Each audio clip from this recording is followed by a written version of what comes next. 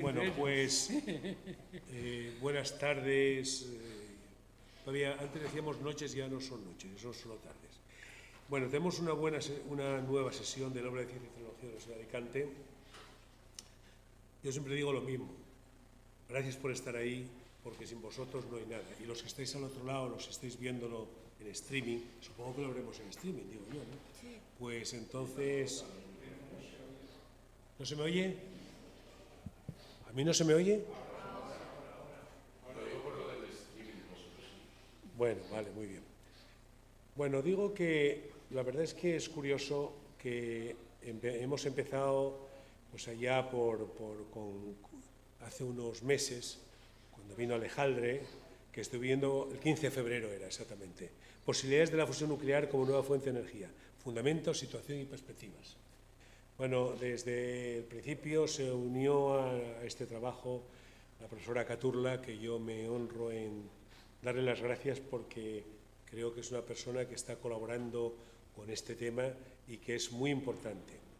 Yo había puesto hoy, para introducir el tema, un libro de Müller, Física para futuros presidentes, que es un libro de lectura obligada para cualquier persona que quiera dedicarse a algo relacionado con la política y saber lo que dice. Es curioso porque la profesora Caturla fue la que propuso tanto a Ángel Ibarra, que fue el que nos dio la conferencia del proyecto Ignis-Dones, que, en fin, muy interesante, la verdad que nos quedamos sorprendidos. Propuso al profesor Manuel Perlado, que curiosamente yo nada más que lo vi esta tarde de ondas, y este señor le conozco muchísimo. La verdad es que una cosa, creo que es una suerte para nuestro país el que haya habido un centro como la Junta de Energía Nuclear o el Instituto de Fusión. Yo creo que son sitios donde han ido generando una cadena de personas que son las que nos permiten estar ahora en el mundo de la energía nuclear. La verdad es que todos recordáis que aquella primera conferencia se habló del ITER, que, en fin, la verdad es que una cosa, pues producir una potencia técnica superior a 500 megavatios, de los cuales se utilizarían 50 durante 7 minutos, decía Alejandre, y aquella conferencia se iniciaba con un logro científico histórico, que era que los científicos del laboratorio de California, del Federal de California, el Livermore National Laboratory, habían sido capaces de tener una ganancia neta de energía en una reacción nuclear de fusión de un 50%. Esto significa que el viejo sueño de tener energía en grandes cantidades y energía limpia y barata es importante. En este momento, si os fijáis, estamos sumidos en una especie, digamos, de sensación. Hablamos de que tenemos una crisis climática. La verdad es que lo que sí es cierto es que no llueve, es cierto que hace calor. No sabemos si es una cosa o no sabemos. Los científicos aseguran, precisamente la gente que nos ayuda tanto a nosotros, los de Barcelona Supercomputing Center, aseguran con sus modelos que efectivamente sí es crisis. Esto es importante, pero no es una sensación física, es una realidad física contrastada. Bueno, la verdad es que yo lo que sí os quería decir que hoy seguimos con el tema este. La verdad es que estamos con una persona, José Manuel Perlado Martín, expresidente del Instituto de Física Nuclear Guillermo Velarde, que precisamente os hablé aquí un día de cómo había surgido este tema. Hablé incluso del que lleva el nombre, el que dio el nombre al centro, el teniente general Guillermo Velarde.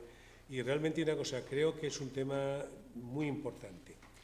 Pero esta mañana, dándole una vuelta para ver qué contaba, encontré que Estados Unidos acaba de aprobar una ley que es una ley histórica porque resulta que es sobre el clima. Estados Unidos siempre, por supuesto, en temas climáticos hay poco negacionismo en Estados Unidos. Pero es verdad que tampoco hacían nada. Dice, es verdad.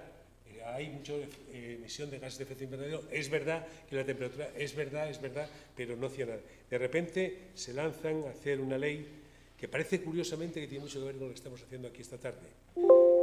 Destinar 369.000 millones de dólares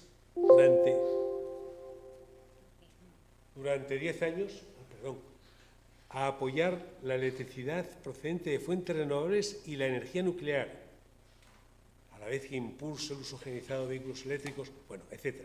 Así se calcula que Estados Unidos va a reducir las emisiones un 40% en el 2030 con respecto al 2005 y cumplir los acuerdos de París. Yo siempre parecía, digo, esto no tiene pinta de ir a ningún sitio, pero en fin, porque los que más, digamos, emitían no habían tomado ninguna medida. Es curioso que el problema que surge ahora es que de repente los europeos nos hemos dado cuenta que las subvenciones ecológicas previstas desde esta ley, para la automoción, para las energías renovables, para las baterías, para el uso intensivo de energía, no va a llegar a los europeos, es solo para los norteamericanos. Lógicamente es una ley norteamericana y va a ser allí. Curiosamente es un tema que la Unión Europea se ha puesto, nuestro comisario Dombrovskis ha dicho que, bueno, está todo el mundo intentando a ver cómo se puede, empresas intentando entrar en aquel mercado. Pero es curioso porque tirando del hilo me encontré también que el COP27, la cumbre del clima de Egipto, pues la verdad es que hay la Clean Air Task Force, que escribe que, digamos, se mantuvieron serios debates sobre la contribución probable de la energía nuclear para aliviar la crisis energética mundial e impulsar la descarbonización, o sea, la no emisión.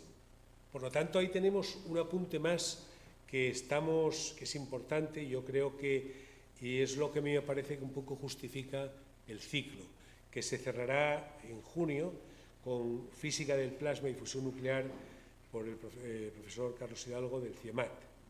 Esto es lo que quería deciros. Pero que es curioso que a veces va tan rápido la investigación y la ciencia que empiezas una cosa bajo unas perspectivas. Me parecía una perspectiva, no se me ocurría que podía llegar a ser tan importante para efectos, digamos, un poco intentar disminuir la emisión de gases de efecto invernadero y, por supuesto, los efectos del cambio climático, que yo creo que son ciertos. Es verdad que son temas difíciles, no son simples, pero creo que merecen la pena seguir sobre ellos. Cuando acabe esto, posiblemente vengan los de programación cuántica de este centro de Barcelona, del Barcelona Supercomputer Center, y tienen algunas cosas nuevas en esto. Entonces, bueno, seguiremos. Bueno, ahora tiene la palabra para presentar al conferenciante la profesora Caturla. Muchas gracias. Bueno, pues gracias a todos por venir esta tarde de nuevo a esta tercera ponencia. Siento los problemas técnicos que estamos teniendo, espero que se resuelvan. Y para mí es un placer tener al profesor Perlado, al que conozco desde hace muchos años, que, como comentaba el profesor Ordóñez, es ahora el presidente del Instituto de Fusión de la Universidad Politécnica de Madrid. Y este es un instituto de referencia a nivel mundial, y el profesor Perlado ha sido cofundador de este instituto y impulsor de muchos de los proyectos relacionados con fusión a nivel europeo, y también incluso fuera de Europa. Tiene una relación muy estrecha con el laboratorio Lawrence Livermore de California. De hecho, yo lo conocí allí. Y es además pionero en la modelización multiescala, que es algo que se utiliza mucho para poder entender cómo seleccionar mejor los materiales que se van a utilizar para estos reactores. Para mí, como os digo, es un placer que esté aquí, porque siempre ha sido un gran apoyo en mi carrera profesional, y quiero destacar el apoyo que tiene a muchos investigadores que a partir de su instituto ahora están por todas partes del mundo. Hay varios investigadores que proceden de su instituto y ahora están en las mejores universidades americanas, como la Universidad de California en Los Ángeles o en institutos de Estados Unidos. Así que, bueno, hoy nos va a hablar de otra fusión, otro tipo de fusión. Las dos charlas que hemos tenido hasta ahora eran de fusión por confinamiento magnético, y nos va a hablar de la fusión por confinamiento inercial. Muchas gracias por venir a Alicante. Muchísimas gracias. Bueno, lo primero, buenas tardes a todos. Lo repito de nuevo. Quiero, lo primero de todo, agradecer al profesor Ordóñez y a la profesora Caturla por haberme invitado. Para mí es un honor el estar aquí y poder contarles lo que hacemos en esta otra línea de obtener la energía mediante la fusión nuclear, apasionante, más bonita que la magnética, tengo que decirlo, y lo van a ver. Y luego me hace particular ilusión que sea María José Caturla, la profesora Caturla, quien haya hablado ahora, porque a esta niña, porque yo la conocí tesinando en el laboratorio que ha hecho los grandes experimentos ahora, el 5 de diciembre del año 2022, obteniendo por primera vez en la historia la ignición, y yo les voy a hablar de eso, es fruto de ese laboratorio. Pasó muchísimo tiempo en su tesis en ese laboratorio, el postdoc, y vino a España, y aquí ha hecho pues una labor impresionante. Hoy nos entrevistaba a la SER, a los dos, a relación de la fusión, y yo le decía a quien nos ha presentado una cosa que me parece muy importante destacarlo. Aquí en la Universidad de Alicante tienen ustedes, con absoluta seguridad, lo digo y lo pongo encima, pongo la mano en el fuego, a uno de los referentes mundiales en la simulación del daño de materiales en el mundo. Y es esta señora que hay aquí. No, María José, no, cada uno lo suyo.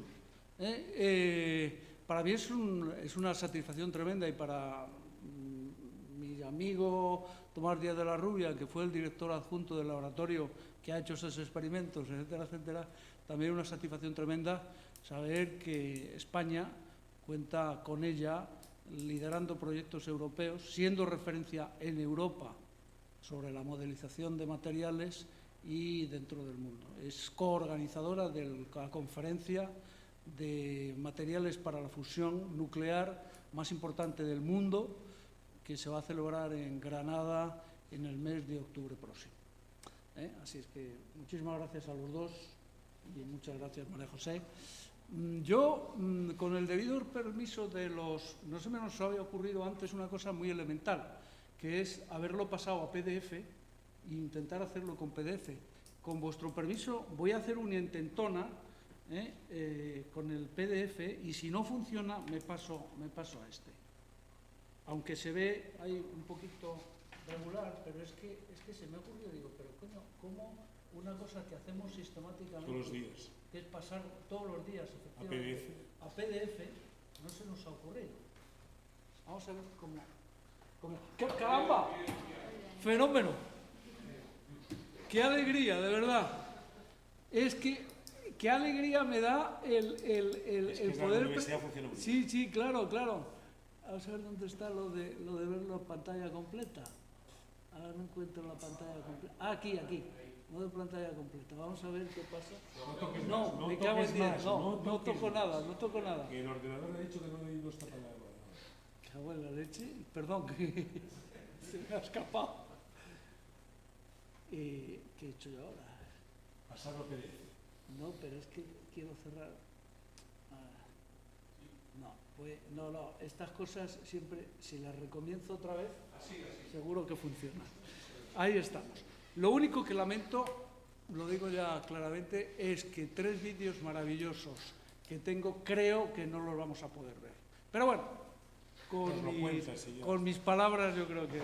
Bueno, vamos a hablar de esto. He querido poner ahí una fotografía muy impresionante por la cara del señor Rafael Altamira, que me está leyendo su biografía y que es, en fin, muy impresionante, ¿no? La figura de este hombre, historiador, crítico, etcétera, que fallece en México en 1951, con lo cual la sala se honra por nosotros.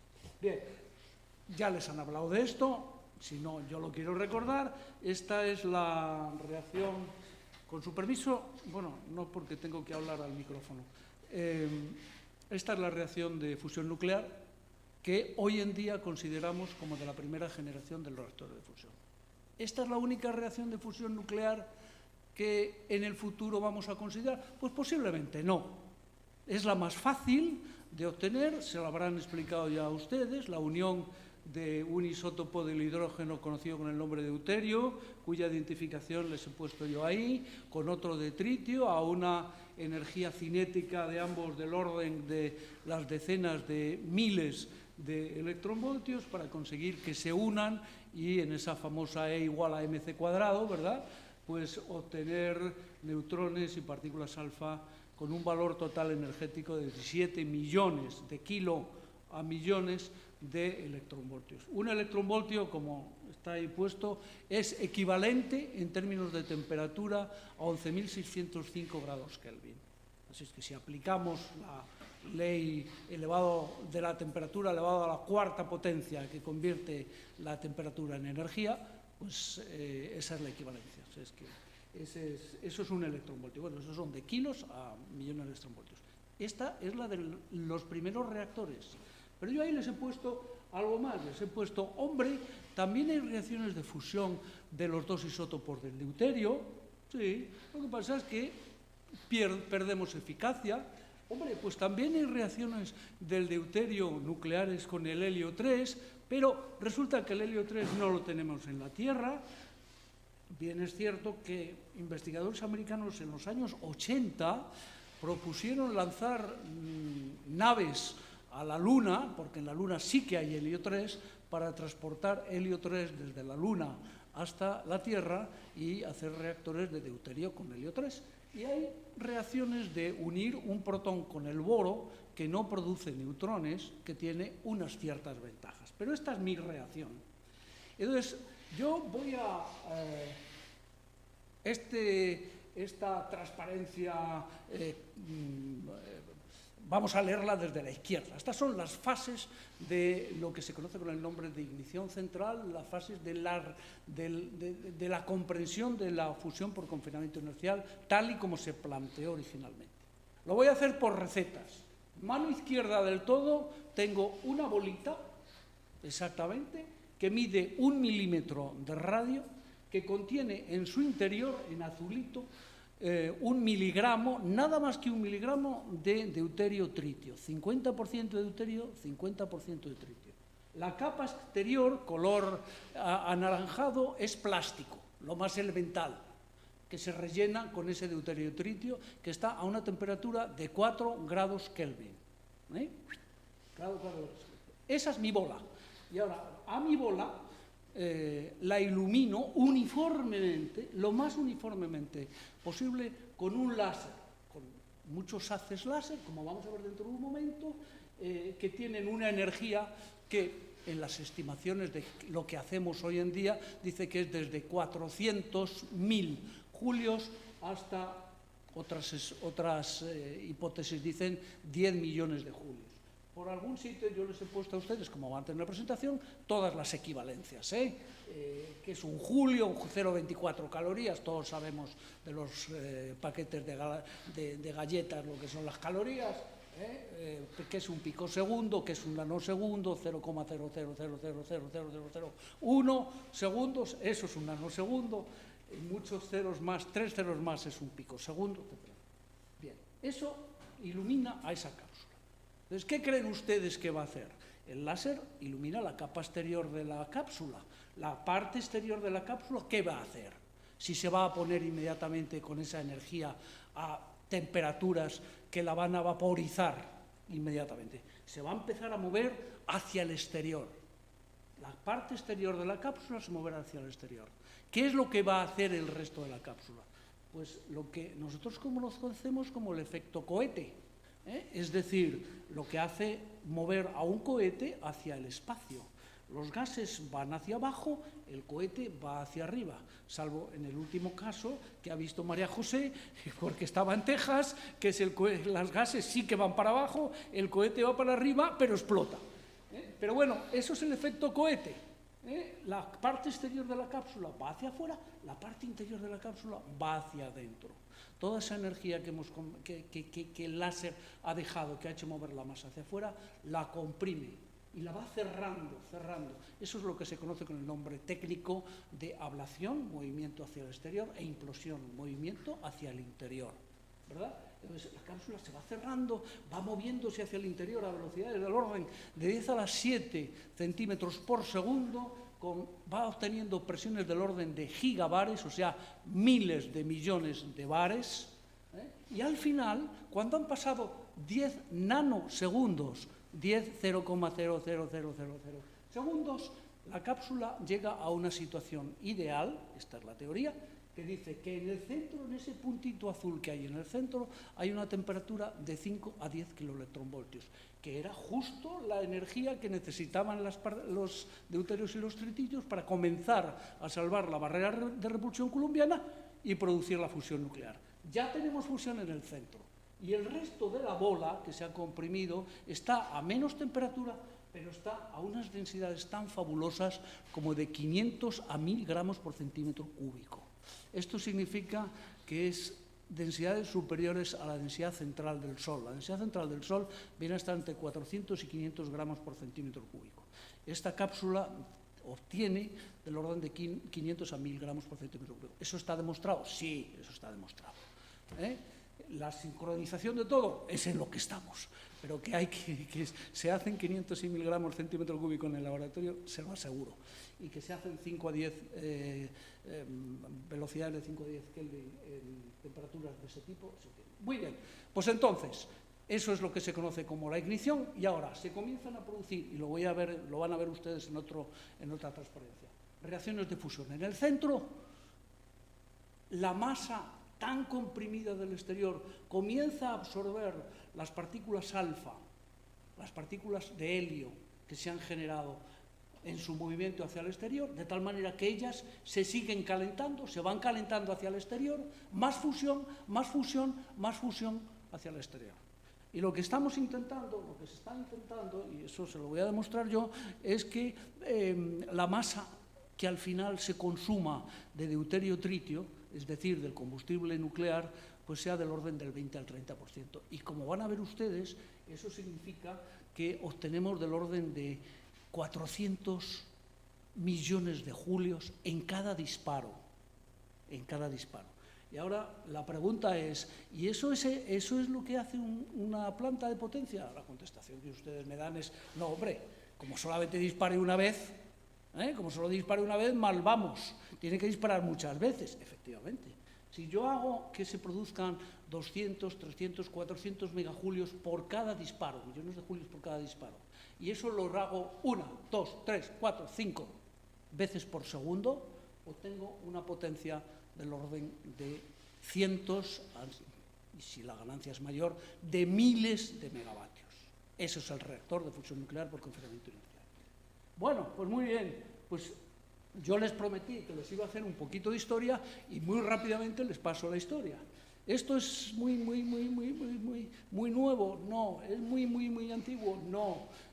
¿Cuándo comienza? Pues digamos que de donde nace todo en su momento, pues a través del señor Edward Teller, que ahí lo ven con el señor Lawrence, que da nombre al laboratorio de Lawrence Livermore National Laboratory, que desarrollando dispositivos termonucleares, etcétera, comenzó a dar lo que después ha sido el desarrollo de la fusión nuclear civil, fusión nuclear con confinamiento inercial civil.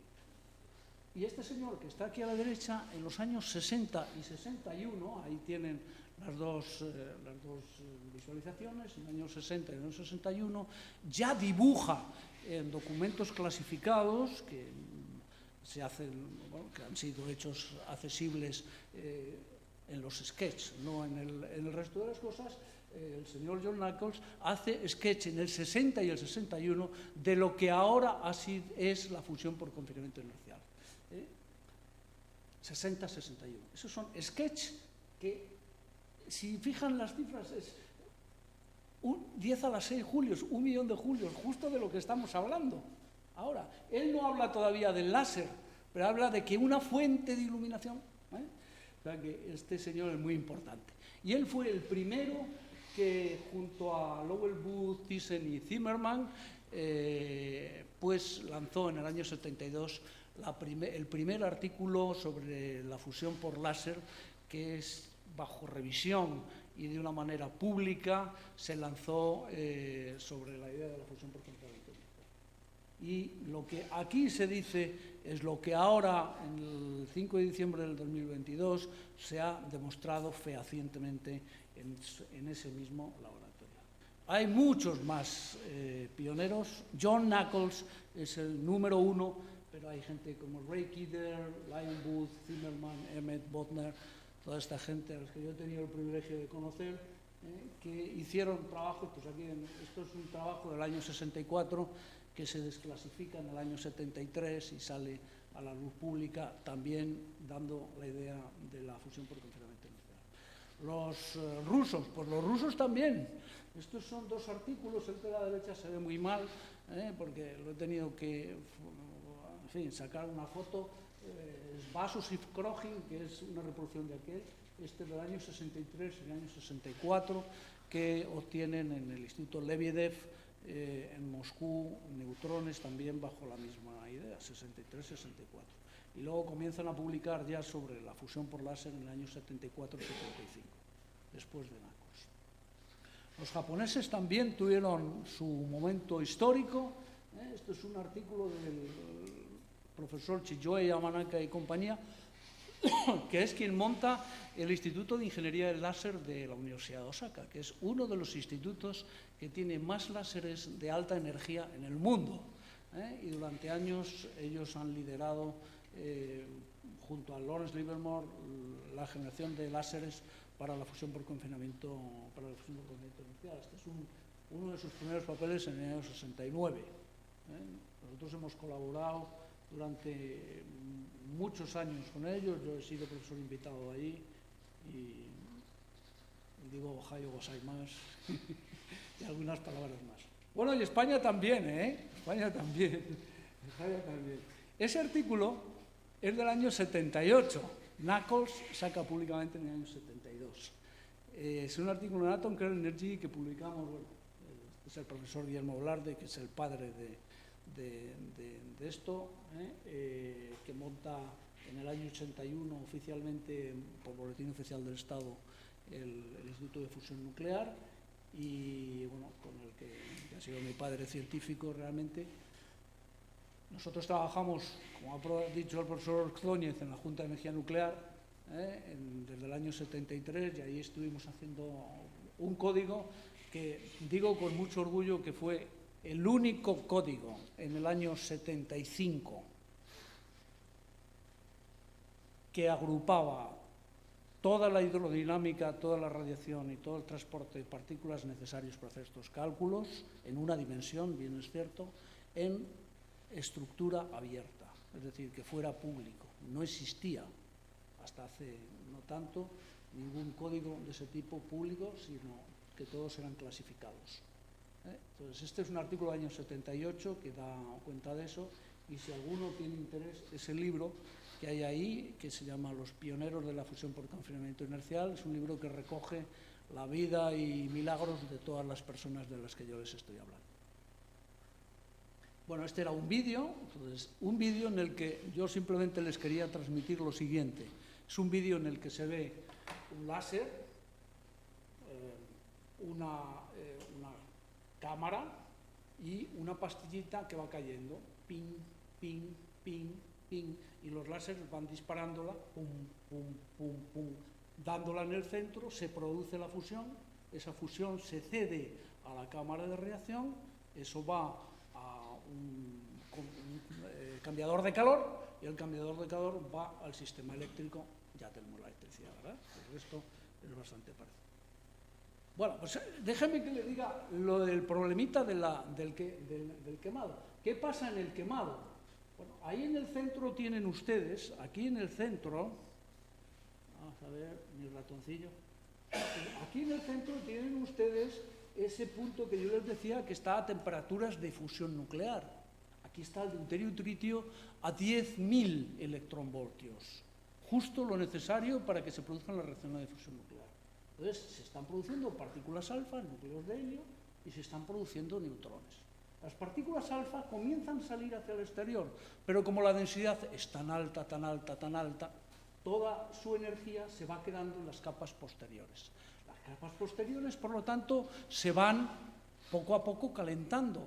Y si esta antes estaba a 500, 300 electronvoltios, ahora resulta que sube a 5 kiloelectronvoltios. Así es que aquí se comienzan a producir reacciones de fusión. Los neutrones, que son muchísimo más elusivos, se largan inmediatamente, salen disparados de la cápsula y se van hacia la cámara que estará por ahí atrás. Ahora, como la masa sigue siendo tan densa, los neutrones también dejan energía.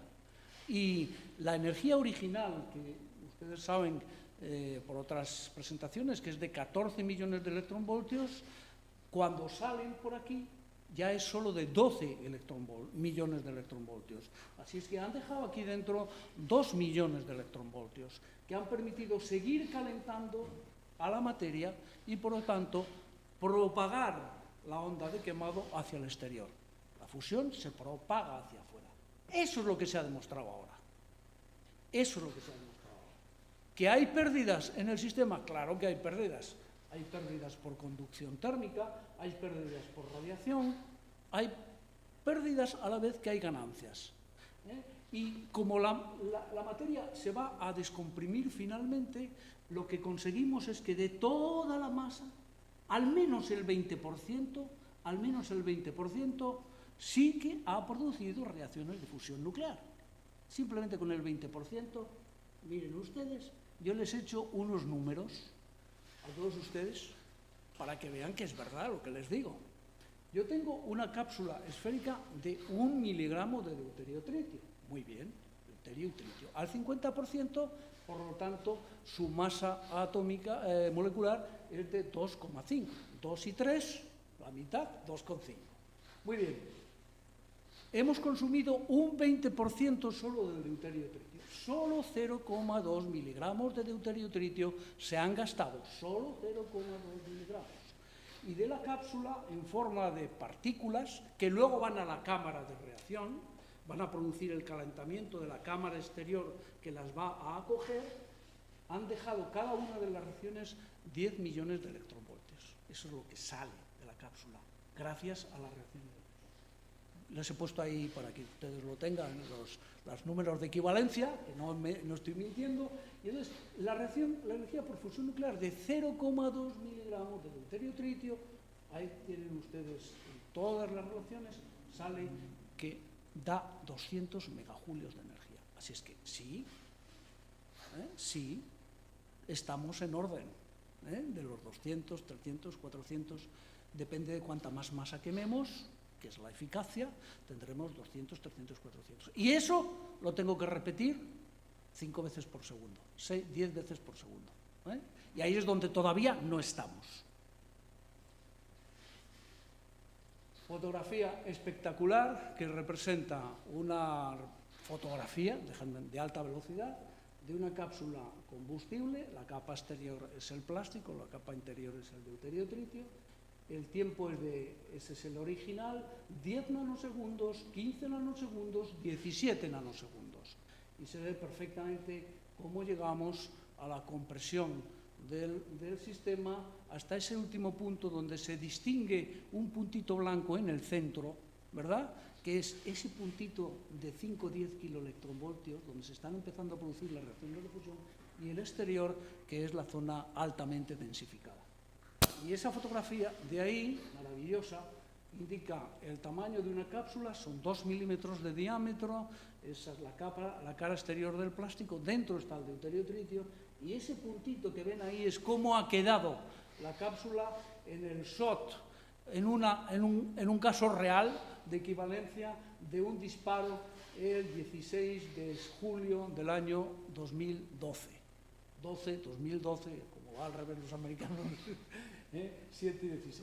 Entonces, eso es menos del tamaño del cabello humano. Y todo eso se ha producido en un tiempo, todo el esquema se ha producido en un tiempo de 17 nanosegundos. Y aquí tienen ustedes la equivalencia de lo que es un nanosegundo, 0,1 segundo. Todo eso. Es que este es el tema.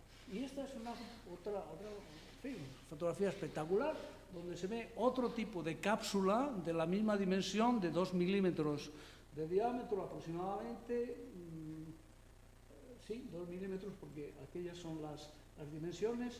El HDC es el carbono de alta densidad, que es lo mismo que decir como una estructura de diamante en la capa exterior, porque empuja mejor, y lo de dentro es el deuterio tritio criogénico que se ve en esa cápsula. Y ahí se ve la figura espectacular de la cápsula, ¿no? Yo creo que me interesa mucho que ustedes vean que es así. Bueno, ¿cómo han hecho el experimento estos señores? Pues lo han modificado un poquito, porque yo al principio, que he comentado, he dicho, tengo un láser que ilumina uniformemente, claro, porque si lo ilumino por aquí y lo ilumino mal por el otro lado, esto va a ser un pepino, ¿no? O sea, al final no consigo el grado de compresión que quiero.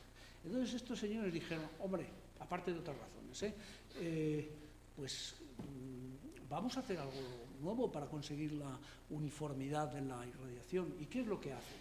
Pues cogen una cápsula que ustedes ven aquí. Esto mide 1 centímetro, está hecho de oro, 1 centímetro. Y la anchura de esto es de aproximadamente 7 milímetros, aproximadamente. Dentro, en el interior, en el centro de ese cilindro, está la cápsula de la que llevamos hablando todo el rato. 1 milímetro de diámetro, su deuterio tritio dentro, su plástico o otro material como el carbono en el exterior, el diamante, lo que sea. Vale. ¿Qué es esto que yo tengo aquí?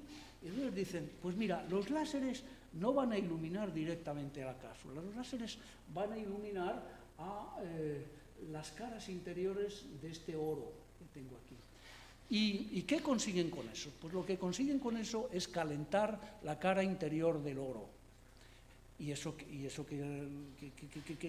valor tiene para mí? Pues el valor que tiene es que el oro, como un buen material pesado, en el momento en el que se calienta a esas temperaturas de cientos de electronvoltios, comienza a emitir radiación como un desesperado. Entonces, quien ilumina realmente a la cápsula no es el láser que va por aquí y va por aquí, sino que es la radiación que está saliendo de las paredes internas de esta cápsula. Pero claro, es que la radiación es isótropa, va en todas las direcciones, por lo tanto la cápsula pretendidamente va a estar iluminada de una manera más uniforme que si lo intento con cientos de haces láser de la otra manera, ¿verdad? Entonces, este es el mismo proceso, láseres que calientan la cápsula, producción de rayos X, ahí ven ustedes los rayitos X, llegan a la cápsula, la están empezando a comprimir, ignición, pum, que es lo que han conseguido, y explosión, que está aquí a la derecha, ¿de acuerdo? Ahora, dejo una cosa para ustedes. Claro, con esto se ha hecho el experimento, con esto se ha demostrado lo que yo les voy a decir ahora, importante para la historia de la humanidad, posiblemente, pero ¿es esta la idea final para un reactor cuando, como yo les pongo en esta figura de aquí abajo, pérdidas por todos los lados? Claro, desde los rayos, desde que el láser ilumina a la cara interior del cilindro, hasta que eso llega a comprimir, hay un porcentaje que está muy bien porque se han producido rayos X, pero hay muchísimas pérdidas por todos estos conceptos que están puestos aquí, que no vamos a revisar ahora. Así es que solamente el 20%, como mucho, como muchísimo, se habla incluso de menos, del 10 al 20%, de la energía que he utilizado en el láser ha pasado a ser los rayos X que al final han iluminado la cápsula. Incluso así lo hemos conseguido. Pero si solamente estuviera el láser iluminando la cápsula, tendríamos más ganancia, llegaremos a ello. Esto es lo que se conoce con el nombre de la iluminación indirecta. ¿Y esto dónde se ha hecho? Pues esto se ha hecho en un pedazo de instalación, como es la National Mission Facility, que María José conoce muy bien, que es un haz láser. Aquí yo les he puesto todas las características. Un haz láser de un material que se llama neodimio, un cristal de neodimio que emite a esa frecuencia, que al final lo que ilumina a la cápsula es una pena. Bueno, luego intentaré lo del vídeo directamente porque no me lo quiero dejar perder. Que ilumina al final, la luz que sale para iluminar al cilindro es de una longitud de onda de 350 nanómetros, es con lo que se ha hecho el experimento. Y que puede alcanzar energías de hasta 4 millones de julios. Hoy en día se está disparando con 2 millones de julios. Esta es la cápsula con la que se ha hecho el experimento y esta es la instalación que básicamente, señoras y señores, es el láser. Porque lo que es donde se hace la reacción y tal es solamente esa cosita azul que hay ahí, que mide, hecho en aluminio, que mide, es la escala que pone aquí, del orden de 10 metros aproximadamente de diámetro. Esta es la cápsula en la escala de los centímetros, perdón, este es el whole round, el cilindro de la escala de centímetros, de centímetros, bien digo, y esta es la cápsula en la escala de los milímetros, ¿no? Vamos bajando. Esto ocupa como 3 campos de fútbol americano, que no es el nuestro, en fin, todo el resto es el láser, todo el resto es el láser. Porque la señal del láser original no es más allá del orden de milijulios, menos de milijulios, décimas de milijulios, 0,001 julio es la señal original. Y de ahí hay que pasar hasta una energía de 2 millones de julios. Y eso solo se hace a través de estas inmensas cadenas que miden cientos de metros, a través de las cuales va pasando el láser y en cada uno de esos pasos va aumentando de energía, va aumentando de energía, va aumentando de energía. Un paso, otro paso, otro paso. Y al final todo se focaliza en la cámara central, que es esta que tienen ustedes aquí. 192 haces entran, imagínense en una esfera penetrada 192 veces de la manera más uniforme posible con relación a esto. Bueno, pues aquí se ha hecho el experimento. Y este es el experimento. Yo ahí pongo ignición, hecho histórico, ignición. ¿Por qué? Porque es la primera vez en la historia de la física y de la ingeniería que una instalación de este tipo consigue obtener más energía de la que ha utilizado para conseguir hacer el proceso. Estos señores han utilizado, repartido en 192 haces, con la estructura de cápsula de blanco que yo les he dicho, 2,05 millones de julios. Y han obtenido, va a salir el artículo ahora, pero bueno, ya ha habido tanto revuelo que han tenido que... Esto es absolutamente cierto porque ha habido tres comités externos para enviar la diagnosis. Han conseguido 3,1 billones de julios. Eso significa que si ustedes dividen 3,1 entre 2,05, que es lo usado y lo ganado, se ha ganado 1,5. No es nada. Nosotros queremos hablar de cosas de ganancias de 100, de 200. De eso es de lo que queremos hablar. Pero esta es la demostración de que funciona exactamente lo que yo les he explicado antes. Que es verdad que se propaga o se puede propagar la onda de quemado hacia el exterior. Esta gente ha obtenido solamente un porcentaje de quemado del 1%. No llega al 1% de la masa de deuterio-tritio en el combustible que se ha fusionado. ¿De acuerdo? Y yo les estaba hablando a ustedes de que esto en un proceso ideal tenemos que llegar a obtener del orden de del 20 al 30%. Pero lo que demuestra es que es perfectamente factible esa propagación, por lo tanto que si el mecanismo ahora se refina, no se demuestra, sino que se refina, podemos pasar de un 1% de masa quemada, o sea, fusionada, a un 5%, a un 10%, a un 20%, a un 30%.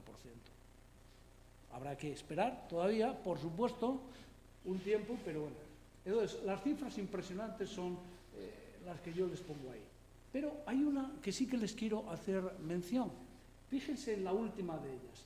Dice, energía eléctrica usada para bombear el láser, usado 300 megajulios. Yo no engaño a nadie, y ni creo que ningún científico en el mundo, salvo algunos, que sí que los hay, engaña. Pero esta es la típica preguntita supuestamente capciosa y graciosa que se nos hace a la gente de fusión inercial, ¿no? Ya, pero ¿cuánto habéis invertido? Sí, 2 millones de julios el láser deposita en la cápsula. De las 192 haces han salido 2 millones de julios.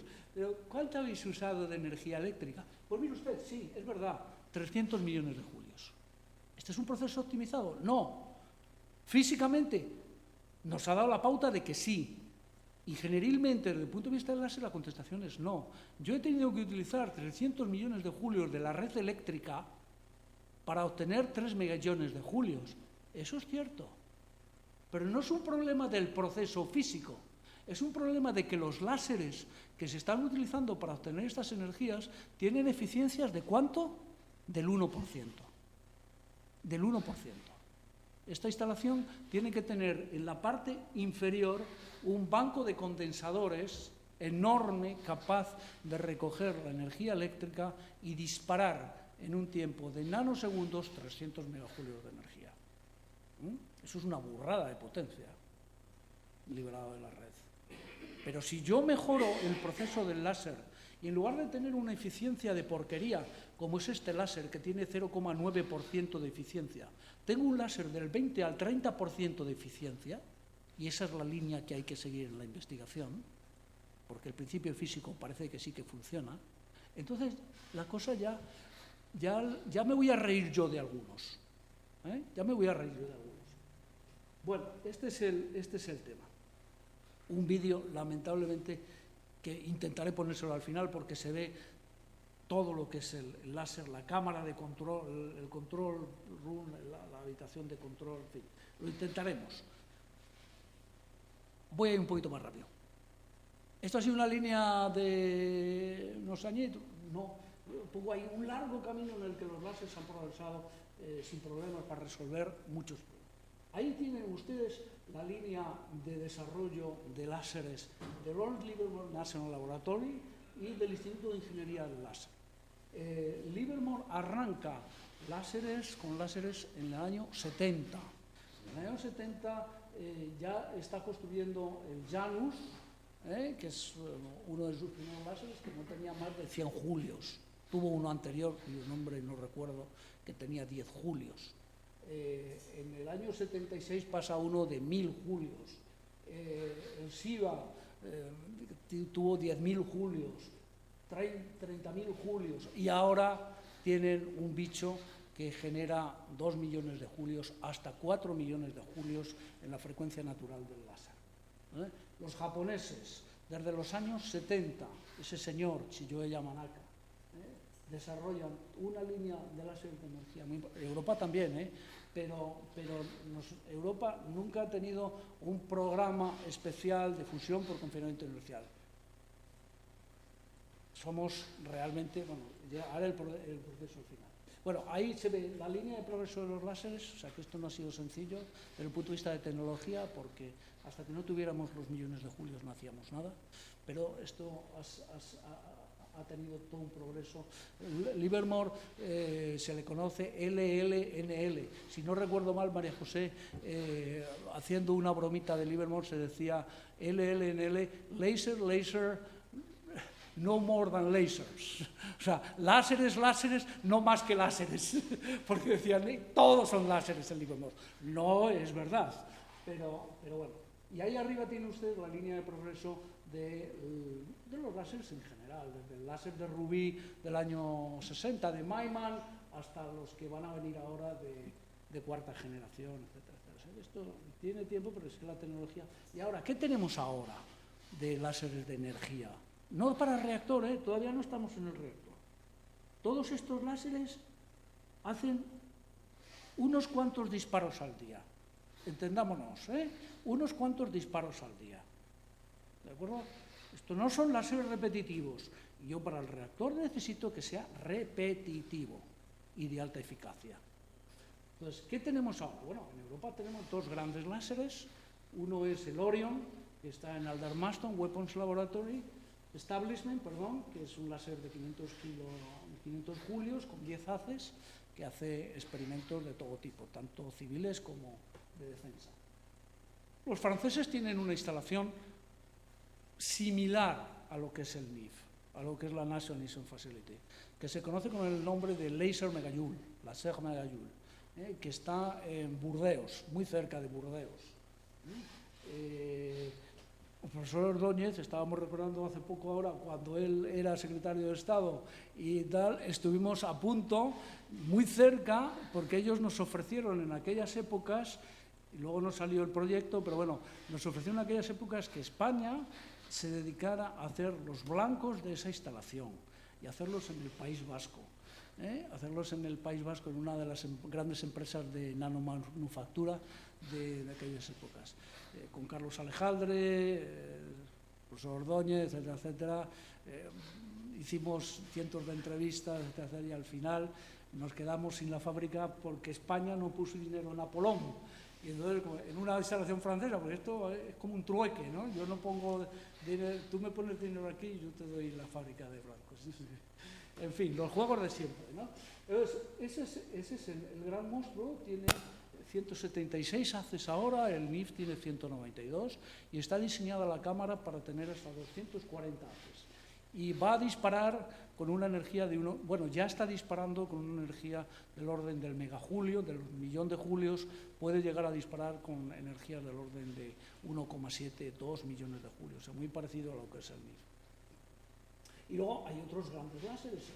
Estados Unidos tiene otro láser enorme en Rochester, en la Universidad de Rochester, en el Laboratory for Laser Energetic, en Rochester, 60 haces con 40 kilojulios, 40.000 julios, muy importante para NIF. Y los chinos, por supuesto, tienen varios, unos en Osaka y tienen otro en Yangyang, en una parte en Sichuan, en una parte muy apartada, porque es un láser de doble uso, que es de 180 kilojulios con 48 haces. O sea que sí que tenemos una tecnología en otros sitios para demostrar lo que han hecho los americanos ahora. Por lo menos los franceses claramente lo tienen. Y entonces ahora paso a otra cosa. A la izquierda, ¿qué tienen ustedes? La iluminación indirecta. ¿Qué hemos hablado de la iluminación indirecta?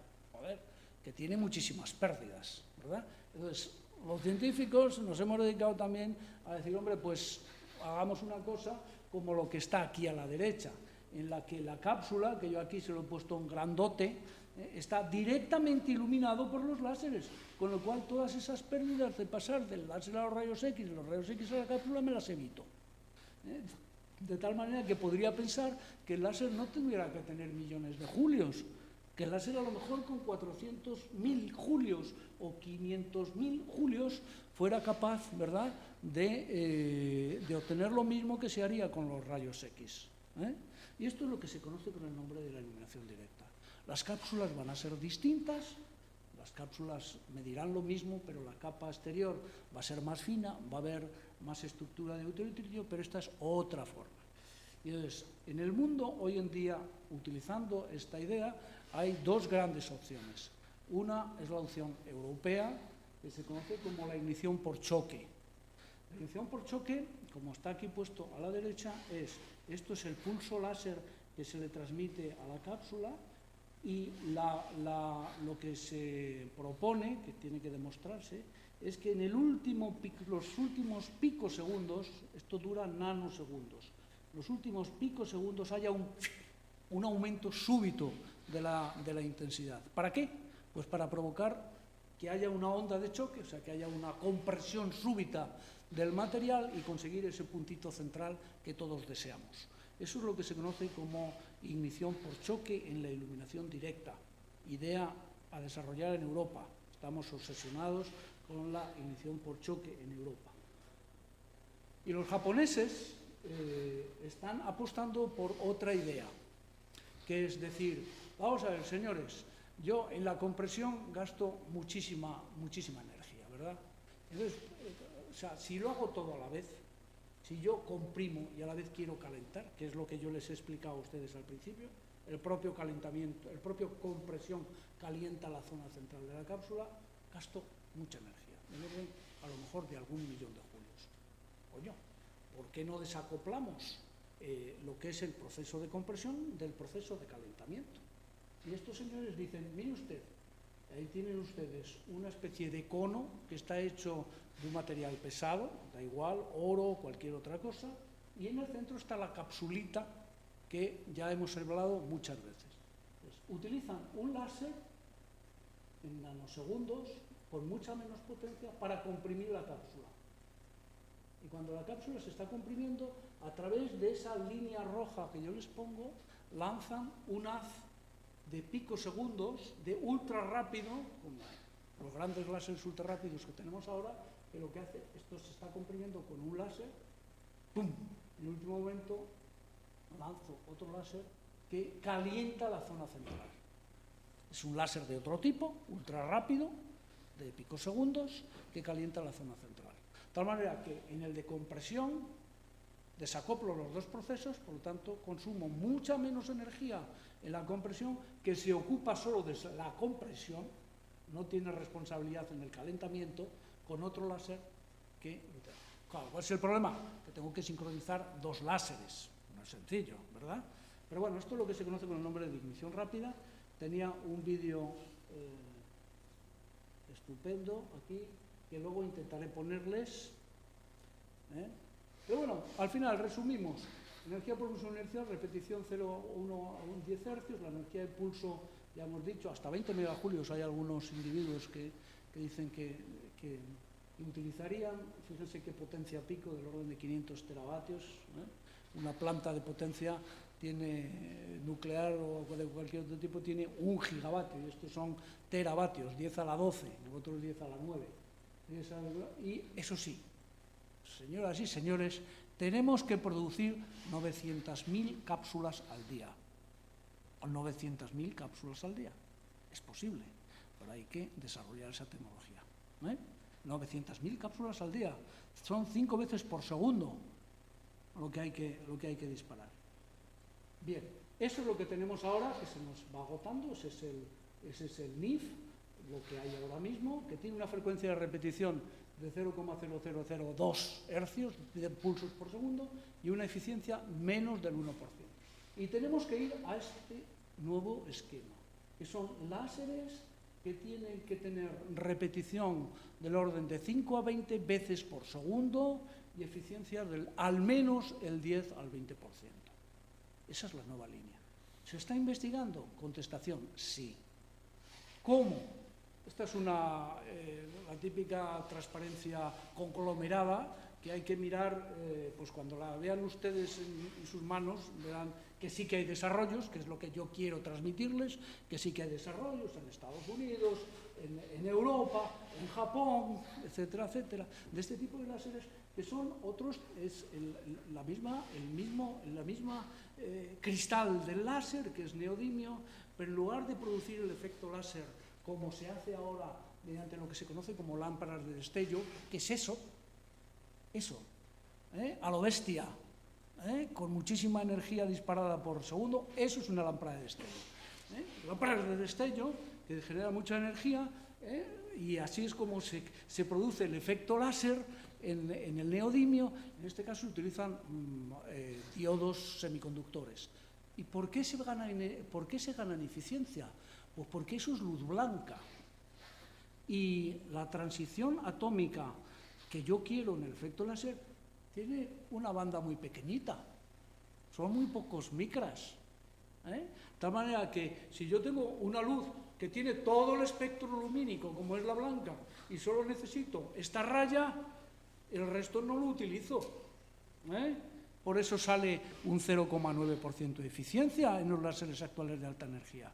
Pero si yo, en lugar de generar el efecto láser con esa luz blanca, la genero mediante diodos que disparan con una frecuencia muy limitada, justo y ajustada para la que yo le necesito en el efecto láser, aumento significativamente la eficiencia. Eso es lo que hacen los láseres que se están desarrollando ahora. ¿Cuál es el problema? Pues que estamos en el orden de las decenas de julios y tenemos que llegar a los cientos de kilojulios.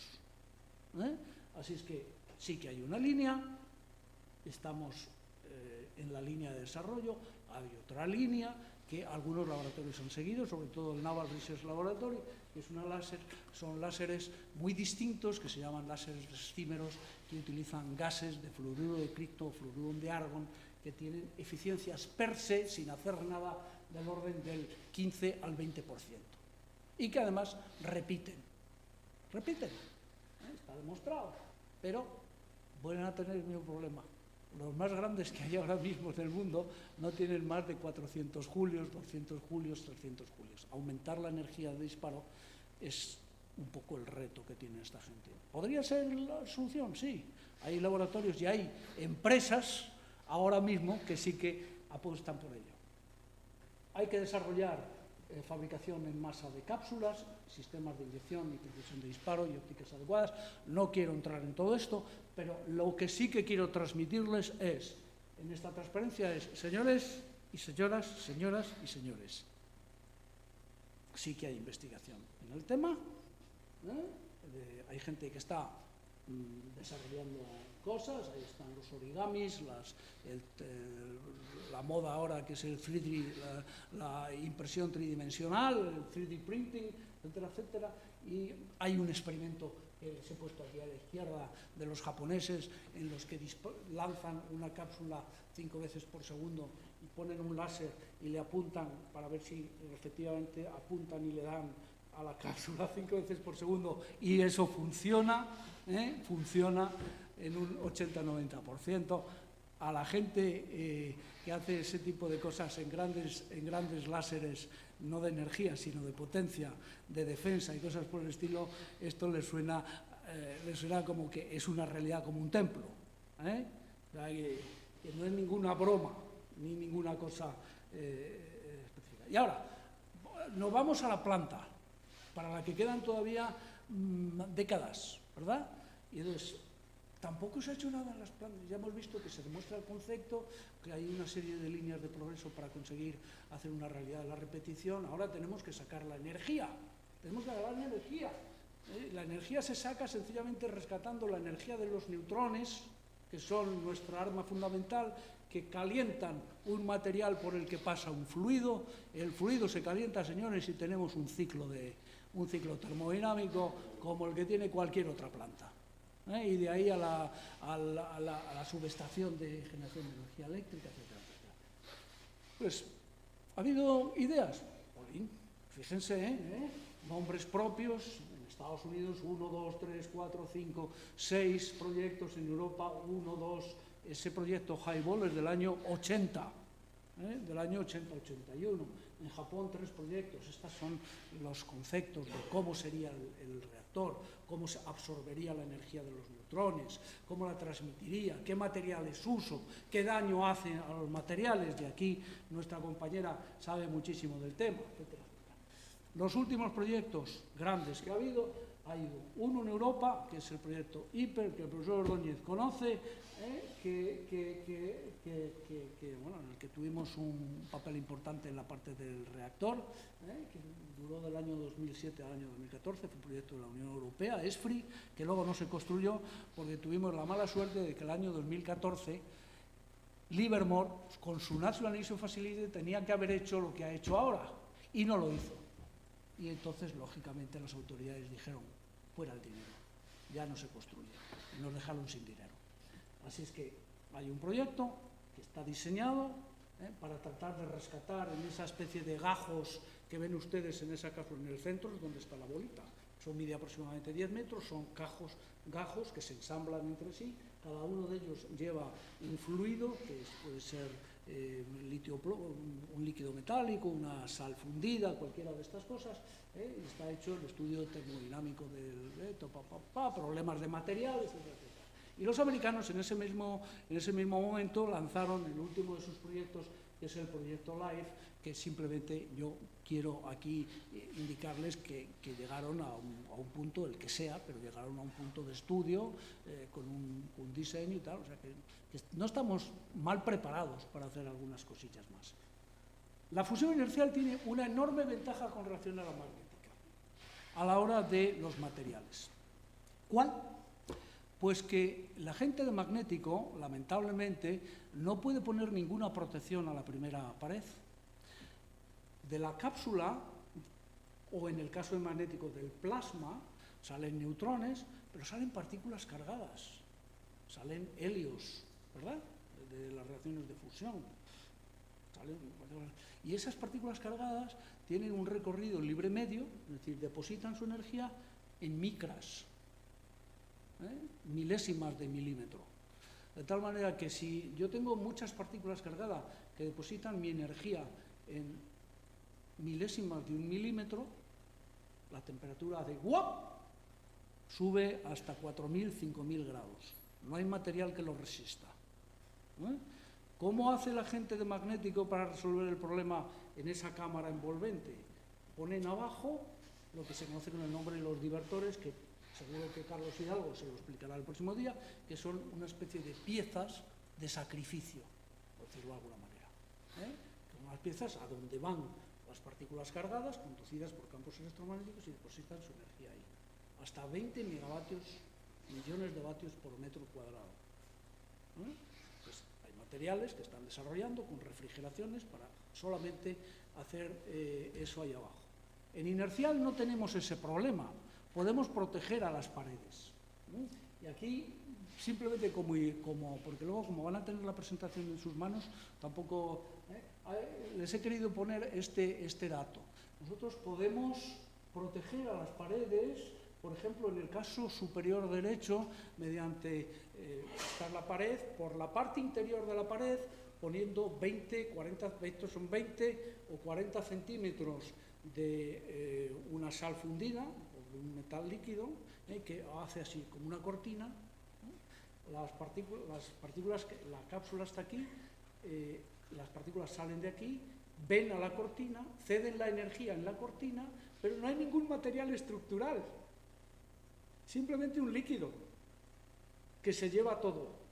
Esa es una forma de protección.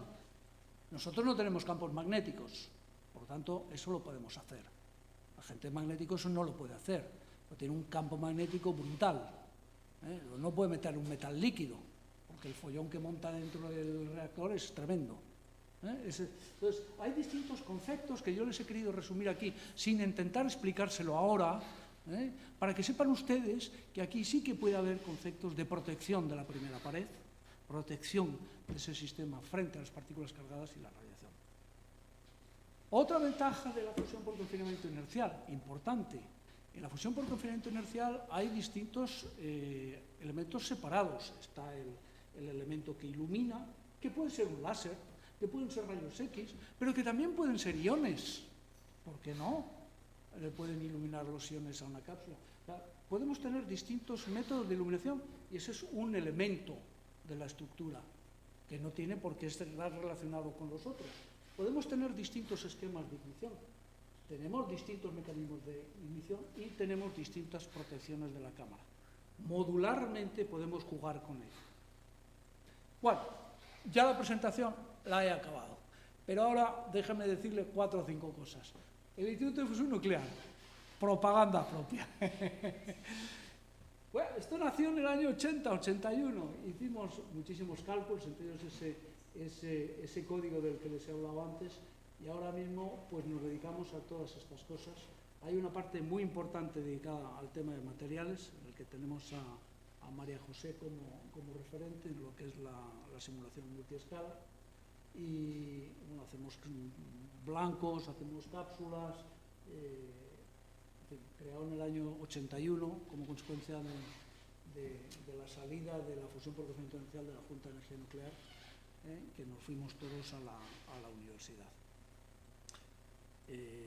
Ya les he hablado del código ese, que realmente creo que merece la pena en aquellos momentos.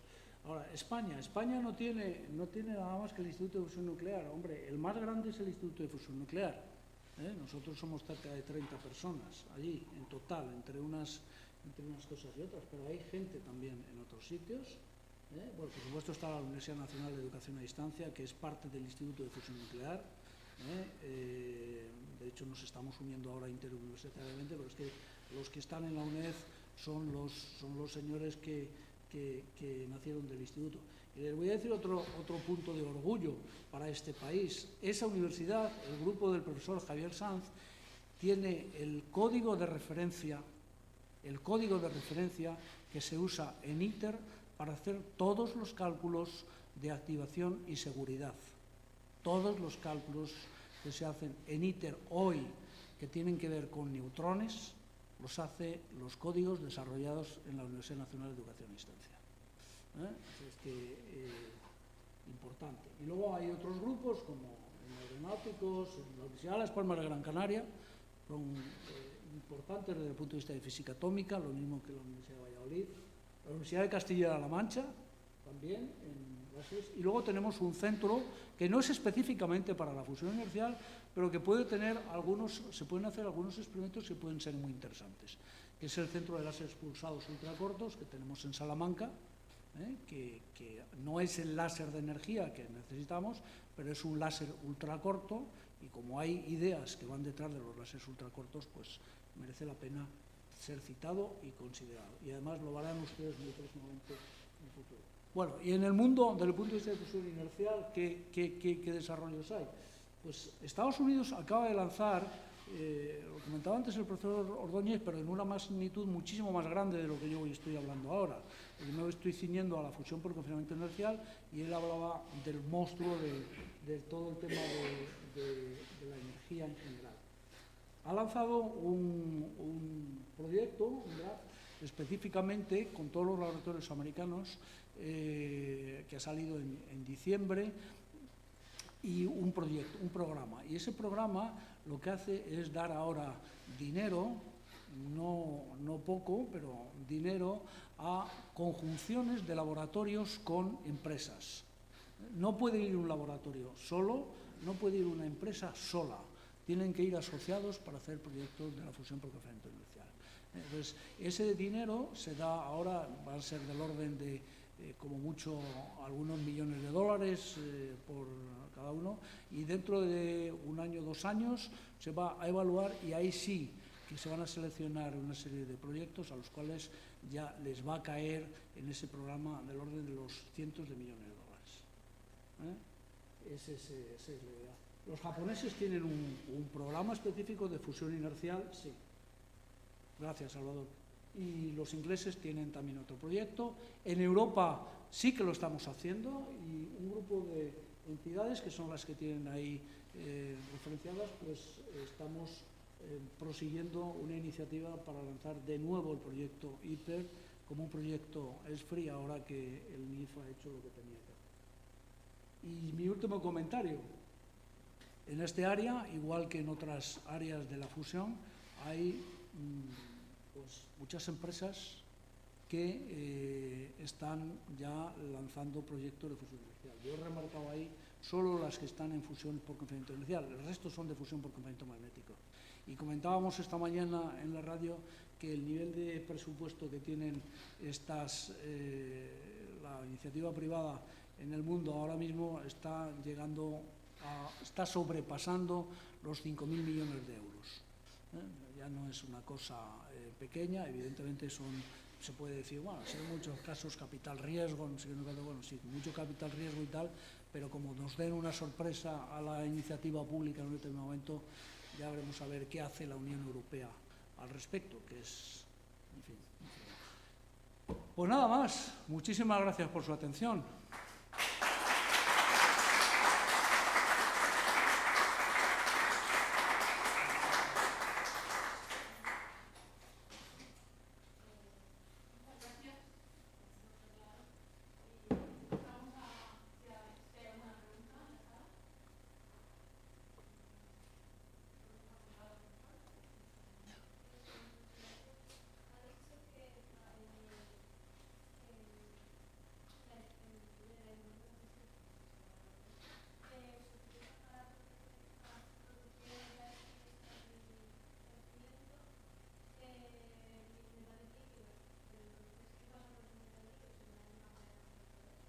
Bueno, eso es un fluido, por lo tanto, claro, entra y sale, ¿no? Entra y sale.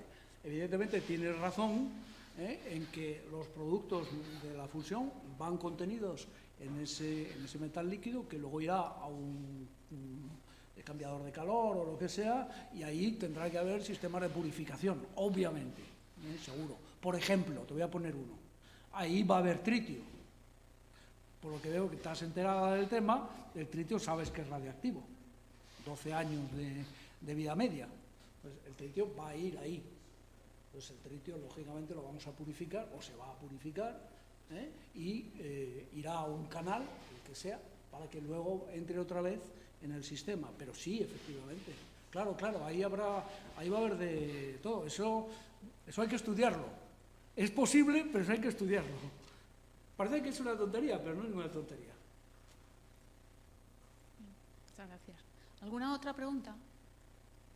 Yo quería preguntar por el láser Megajoule, el francés. Sí. ¿Se sabe cómo está en relación a lo que se ha conseguido en Livermore? ¿Está muy cerca de conseguir lo mismo o está muy lejos? Mi contestación es clara, María José. Nadie, de hecho, estoy seguro, que no han tenido ni la más mínima pretensión de hablar del concepto de ignición como los americanos en ningún momento. Ellos tienen un objetivo, y tú lo sabes, que es el tema de defensa, ahí, y es un láser clasificado, con un 80% de clasificación. Entonces, el concepto de ignición para ellos es algo lejano. Curiosamente, a raíz de que los americanos han hecho lo que han hecho el día 5 de diciembre del año 2022, al mes acaba de salir un plan específico del Comisariado de Energía Atómica diciendo que van a empezar a ver los planes de ignición para el láser Megajoule. No te puedo decir más. Hay una primera reunión de posibles usuarios para el láser Megajoule, pero los científicos europeos ahora mismo no tenemos ninguna consciencia. El nivel de interacción que hemos tenido con el láser Megajoule ha sido, salvo los franceses, que están dentro de su clasificación, prácticamente nulo, y bueno, ahora mismo no hay ningún plan todavía, por mucho que se les ha llenado la boca con que al haberlo hecho NIF, ellos también, pero es que no tenemos ninguna esperanza de que el láser Megajoule ahora de repente nos vaya a permitir, o vaya a permitir a esa gente, los que se dedican a hacer los blancos y tal, a entrar allí a saco a hacer esto. Ninguna previsión. No se sabe absolutamente nada. Y toda estos cambios que está habiendo, y además muy rápidos, por parte de las empresas privadas que están invirtiendo mucho dinero en fusión, eso hace que haya muchas oportunidades, ¿no? Para gente joven que se quiera formar en este tipo de tecnologías, ¿no? Para aprender y entrar en estas empresas, supongo, porque es muy curioso que además ha sido en el último año. Ha crecido muchísimo la inversión privada, por algún motivo. Efectivamente. Bueno, yo creo que una razón, ten en cuenta que, María José, que el experimento de ahora, del 5 de diciembre, realmente ya venía dado en agosto. O sea, en agosto hicieron un experimento que no tuvieron mayor ganancia, pero que era práctica, ya estaba visto que salía. Y en enero del 2022 ya se sabía que estaban solucionando los problemas, que pasan, por otra parte, por el tema de materiales. Porque, claro, una bolita de ese tamaño, como tenga huecos en el interior, a la hora de apretarla, como tenga muchos huequecitos, hace cualquier cosa y se inestabiliza. Al haber conseguido la fabricación muchísimo mejor, esa es una de las razones, no la única, parece ser que lo han conseguido. Entonces ya se sabía desde principios del 22 que era esto, y la gente lo sabía. Y en inercial, por ejemplo, eso se ha notado. Pero con relación a lo que tú has dicho, efectivamente, ahora van a venir a las dos conferencias que va a haber en España de fusión, una la tuya, la de fusión de materiales, y otra la que va a haber en Las Palmas de Gran Canaria en septiembre sobre fusión, tecnología de fusión. Van a venir las empresas, y yo ya tengo constancia, a hacer un intento de recruitment, de reclutado de personal, si es posible. Y de hecho ya tenemos gente española, una de la Universidad de Valencia, lo vi ayer, que acaba de hacer el máster, pero se ha de hacer el doctorado a una empresa alemana de fusión por confinamiento inercial que se llama Marvel, que está en Múnich. O sea que sí, claro. Pues muchas oportunidades. Bueno, si no hay ninguna otra pregunta... bueno. Sí, yo le quería preguntar, porque hace poco oí una conferencia sobre la guerra de Ucrania y yo me quejaba de que parece ser que lo que están haciendo las potencias es quemar todo el material militar en esta guerra, porque ese material ya está obsoleto. Y alguien me contestó, incluso un general, que después de una guerra el progreso aumenta mucho. Yo me quedé bastante chafado, pero me gustaría saber si el láser y toda esta investigación está más por la ciencia o por el armamento. No. Es que es muy importante porque parece ser que aquí, si no hay guerras, no hay progreso. Y a mí me dejó chafadísimo, porque yo dije, pues, no sé, el progreso es primero la flecha, después el arcabuz, después así, armas, y ahora saldrán las armas de láser que quitarán todos los cañones y toda la historia, y con el láser haremos lo que quieran. Bueno, es muy importante eso, ¿eh? Sí, vamos, que seguro que salen aspectos. A ver,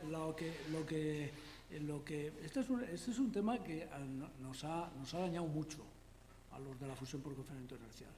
Nos ha dañado muchísimo, y en Europa muchísimo más que en Estados Unidos, que son mucho más pragmáticos y mucho más claros a la hora de definir lo que somos nosotros, porque la fusión por confinamiento inercial, yo he puesto ahí al principio, tiene unos principios que se pueden deslindar, que originalmente, ahí salía Edward Teller, pues es de defensa, ¿no? Son dispositivos termonucleares, etcétera, tal, no sé cuántos.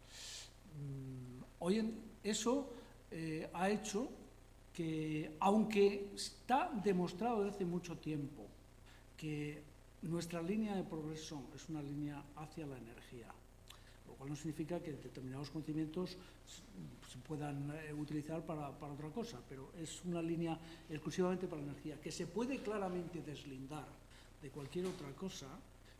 En Europa, por ejemplo, no hemos podido tener desarrollo, y no porque no se creía, no, sino porque dos potencias nucleares, que son Francia y el Reino Unido, nunca, lo digo claramente, han querido que la fusión por confinamiento inercial saliera adelante.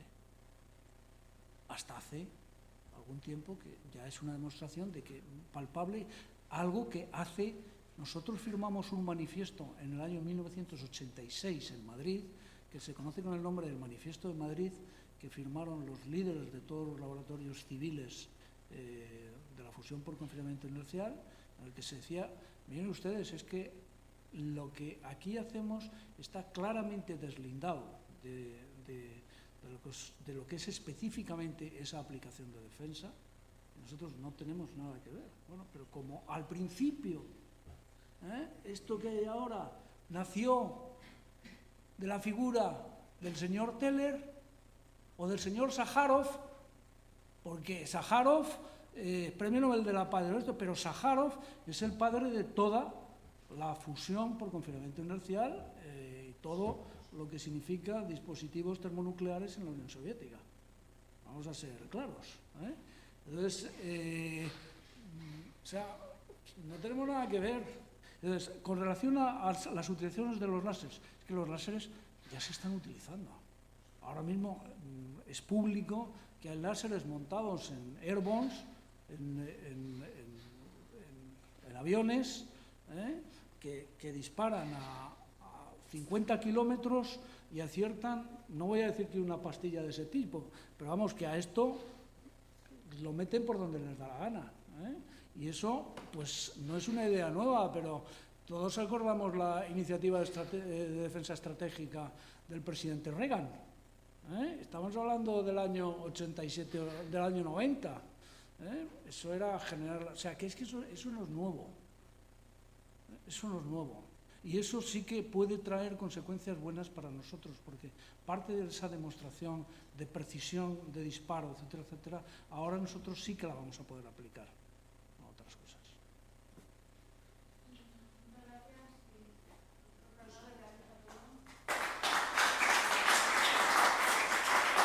Muchísimas gracias.